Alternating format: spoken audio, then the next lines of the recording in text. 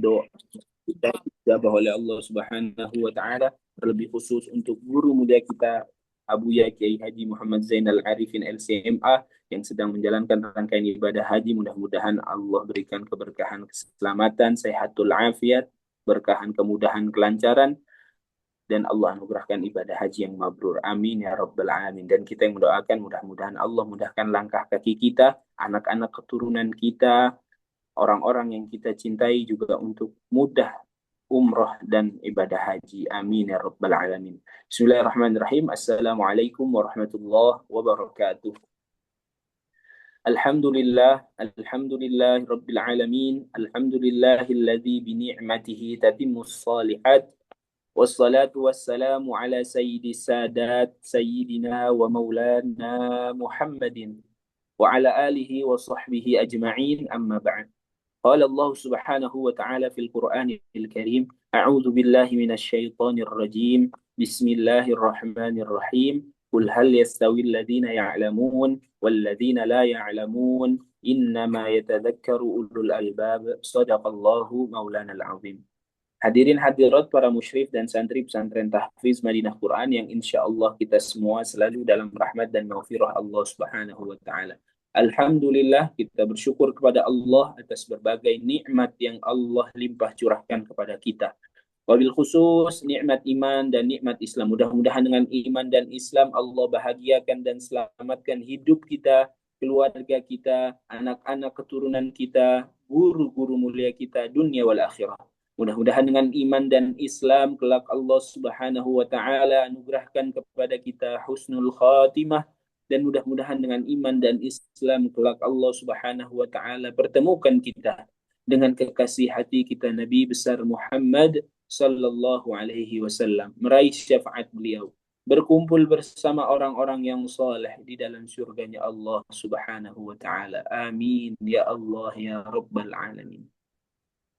Jamaah rahimakumullah, kita lanjutkan kembali pembelajaran taklim kita terkait kisah di dalam Al-Quran, Quran Surah Yusuf ayat 23, di mana Quran Surah Yusuf ayat 23 sampai 29 yang akan kita pelajari bersama ini adalah tentang kisah Nabi Yusuf mendapatkan ujian keimanan melalui ujian syahwatnya. Jamaah rahimakumullah, Allah Subhanahu wa taala mengawali di Quran Surah Yusuf ayat 23, A'udzu billahi minasyaitonir rajim. Wa rawadathu allati huwa fi baitiha 'an nafsihi wa ghallaqatil abwaba wa qalat hayta lak. Qala ma'adzallah innahu rabbi ahsana mathwaya innahu la yuflihudz zalimun. Jamaah rahimakumullah, ujian Nabi Yusuf masih terus berlanjut ketika Nabi Yusuf sudah mencapai usia yang matang. Dan disinilah ujian besar itu dimulai. Ketika kita mengetahui bahwa setelah Nabi Yusuf alaihi salam diangkat oleh musafir dari dasar sumur, lalu kemudian dijual menjadi seorang budak, lalu dibeli oleh Al-Aziz, yakni petinggi di Mesir pada saat itu, lalu kemudian Nabi Yusuf alaihissalam diangkat menjadi anak dari Al-Aziz, dirawat, dibesarkan, lalu tibalah Nabi Yusuf di usia yang matang. Di usia yang sudah matang dan juga sudah mencapai puncak dari ketampanan Nabi Yusuf alaihissalam. Lalu dari kematangan Nabi Yusuf alaihissalam ini, dan setelah melewati masa kanak-kanak, Nabi Yusuf mulai tumbuh menjadi seorang pemuda yang gagah. Lalu setelah itu, ujian berikutnya datang dari Imra'atul Aziz, yakni istri Nabi, istri dari Al-Aziz, yang mulai tertarik kepada Nabi Yusuf alaihissalam. Lalu kemudian setelah rayuan itu disampaikan kepada Nabi Yusuf alaihissalam, Nabi Yusuf mengatakan, ma'adzallah, qala ma'adzallah, sesungguhnya aku berlindung kepada Allah. Nabi Yusuf alaihissalam langsung menolak dan berlindung kepada Allah. Ma'adzallah. Beliau menegaskan bahwa Al-Aziz adalah tuannya yang telah memperlakukannya dengan sangat baik dan memuliakan Nabi Yusuf alaihissalam, sehingga Nabi Yusuf tidak mungkin berpaling dari orang yang telah baik kepada Nabi Yusuf alaihissalam. Dan Nabi Yusuf menyadari bahwa orang yang berbuat zalim tidak akan pernah beruntung. Qala ma'adzallah innahu rabbi ahsana mathwaya innahu la yuflihudz zalimun. Ayat ini ditutup dengan Nabi Yusuf berkata, sesungguhnya orang-orang yang zalim tidak akan beruntung. Jamaah rahimakumullah, dilanjutkan di ayat 24, walaqad hammat bihi wa hamma biha laula ar-ra'a burhana rabbi kadzalika linasrif anhu as-su'a wal fahsya innahu min ibadina al-mukhlasin. Sesungguhnya istri dari Al-Aziz, yakni Imra'atul Aziz, ada yang menyebutkan Zulaikha, kita mengikut dari Al-Quran, yakni Imra'atul Aziz bermaksud ingin melakukan perbuatan yang tidak dibenarkan dalam Islam. Lalu Nabi Yusuf pun disebutkan di sini, walaqad hammat bihi wa hamma biha. Nabi Yusuf pun ingin bermaksud melakukannya juga. Namun setelah itu Nabi Yusuf mendapatkan burhana rabbi. Nabi Yusuf mendapatkan petunjuk dari Allah Subhanahu wa taala, dan itu merupakan kadzalika linasrifa anhu su'a wal fahsya. Apa petunjuk itu? Adalah yang demikian itu Allah Subhanahu wa taala memalingkan Nabi Yusuf daripada perbuatan kemungkaran dan kekejian tersebut. Dan jamaah rahimakumullah, dari sini juga kita bisa melihat bahwa Nabi Yusuf merupakan manusia yang memiliki sifat fitrah, yakni memiliki kecenderungan terhadap lawan jenisnya. Dan bukan karena itu saja Nabi Yusuf alaihissalam setelah itu mendapatkan petunjuk dari Allah Subhanahu wa taala. Dan disinilah letak perbedaan besarnya. Nabi Yusuf langsung dipalingkan oleh Allah Subhanahu wa taala dari perbuatan tersebut. Karena Nabi Yusuf alaihissalam melihat burhan, petunjuk dari Allah Subhanahu wa taala, tanda petunjuk dari Allah Subhanahu wa taala. Iman dan kesadarannya pun setelah itu timbul karena Allah Subhanahu wa taala menjaga Nabi Yusuf alaihi salam. Lalu kemudian ayat 25 Allah Subhanahu wa taala mengisahkan wastabaqal baba wa qaddat qamisahu min duburi wa alfaya sayyidaha ladal bab. Maka ketika keduanya berlomba menuju pintu dan wanita itu menarik baju gamis Nabi Yusuf alaihissalam, Imra'atul Aziz menarik Nabi Yusuf alaihissalam dari belakang, wa alfaya sayyidaha ladal bab. Lalu keduanya mendapati suami dari wanita tersebut, yakni Al-Aziz. Lalu kemudian karena panik, Imra'atul Aziz berkata, qalat ma jazaa'u man arada bi ahlika su'a illa ayyusjana au adzabun alim. Wanita itu berkata, apakah pembalasan terhadap orang yang bermaksud berbuat seseorang dengan istrimu ini selain dipenjarakan atau dihukum dengan azab yang pedih? Imra'atul Aziz memfitnah Nabi Yusuf alaihissalam, bahwa katanya ini adalah Nabi Yusuf mencoba untuk berbuat kepada Imra'atul Aziz. Lalu ayat 26, qala hiya rawadatni an nafsi wa syahida syahidun min ahliha in kana qamisuhu qudda min qubulin fasadaqat wa huwa minal kadhibin. Lalu Nabi Yusuf berkata, dialah yang menggodaku untuk menundukkan diriku, dan seorang saksi dari keluarga Imra'atul Aziz memberikan kesaksian. Jika baju gamisnya rusak di depan, maka wanita itu benar. Dan Nabi Yusuf termasuk orang-orang yang dusta. Ayat 26 sampai 28 ini merupakan kesaksian dari Nabi Yusuf dan juga kesaksian dari salah satu dari keluarga istri Al-Aziz. Lalu kemudian itu merupakan ayat 26 merupakan pembelaan dari Nabi Yusuf alaihissalam bahwa Nabi Yusuf tidak melakukannya. Lalu kemudian ada kesaksian dari keluarga Imra'atul Aziz dengan mengatakan apabila Nabi Yusuf rusak bajunya di bagian depan, maka Nabi Yusuf berdusta. Akan tetapi kalau rusak di bagian belakang, maka Imra'atul Aziz lah yang berdusta. Ayat 27, wa in kana qamisuhu qudda min duburin fakadzabat wa huwa minas shadiqin. Dan jika gamisnya rusak di bagian belakang, maka wanita itulah yang berdusta. Dan Nabi Yusuf termasuk orang-orang yang benar. Lalu kemudian ayat 28, falamma ra'a qamisahu qudda min duburin qala innahu min kaidikun inna kaidakunna azim. Maka tatkala Al-Aziz melihat baju gamis Nabi Yusuf, maka rusaknya adalah di bagian belakang. Lalu kemudian Al-Aziz dengan penuh kebijaksanaan mengatakan, innahu min kaidikun, inna kaidakunna azim. Sesungguhnya ini adalah di antara tipu daya dari engkau, wahai Imra'atul Aziz. Sesungguhnya tipu daya kamu adalah tipu daya yang besar.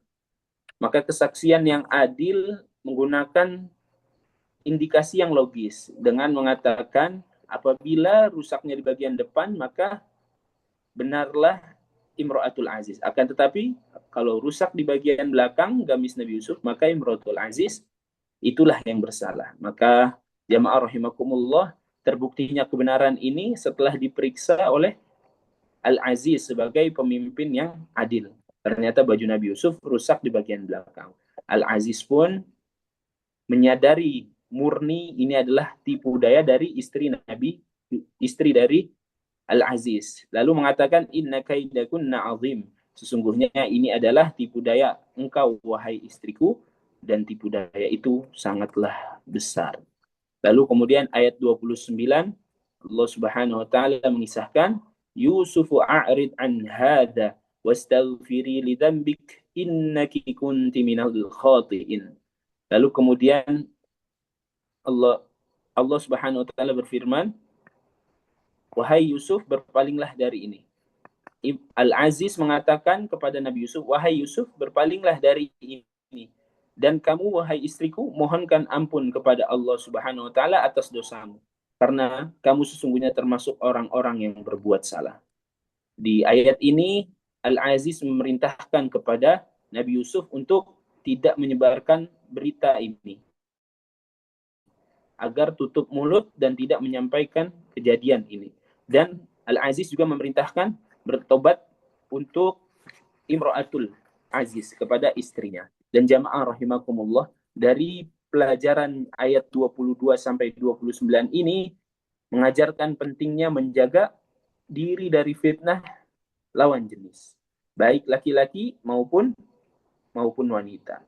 Bagi laki-laki, jagalah pandangan dan perbanyak ingat kepada Allah Subhanahu wa taala agar kita diberikan burhan, ya ini tanda-tanda petunjuk untuk menjauhi segala hal maksiat.